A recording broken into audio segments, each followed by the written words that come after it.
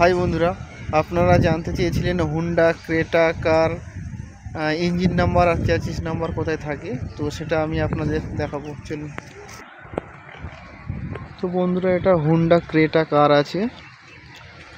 তো এই Honda Creta গাড়ির ইঞ্জিন নাম্বার আর চ্যাসিস নাম্বার কোথায় থাকে। তো ফার্স্ট আমি দেখিয়ে দিচ্ছি চ্যাসিস নাম্বারটা।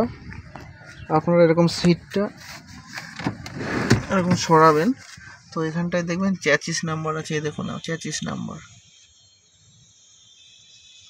এটা হচ্ছে গাড়ির চ্যাসিস নাম্বার। তো এবার আসুন ইঞ্জিন নাম্বার। তো ইঞ্জিন নাম্বারটা দেখাচ্ছি। ইঞ্জিন নাম্বার দুটো জায়গাতেই থাকে।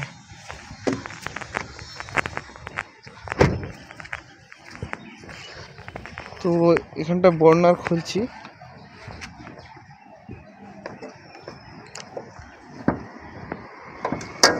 বর্নারটা খুলেই দেখাচ্ছি আপনাদের আসলে ব্যাপারটা কি।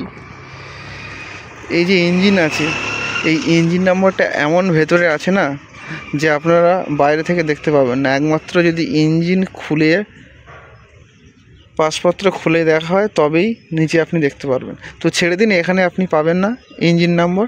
ইঞ্জিন নাম্বারটা যেখানে পাবেন আমি সেটাই আপনাদের দেখাই।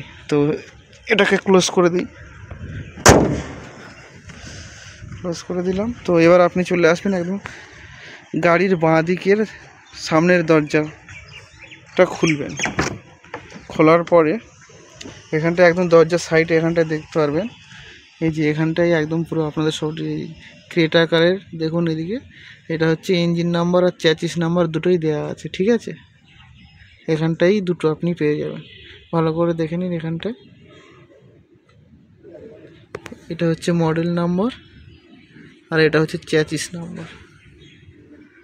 ও সরি, এটা নয়, এটা চ্যাসিস নাম্বার।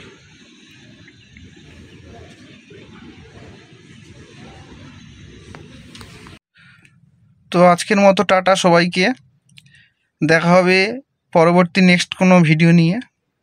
তো এখনকার মতো টাটা, বাই বাই, ভালো থাকবেন, নমস্কার।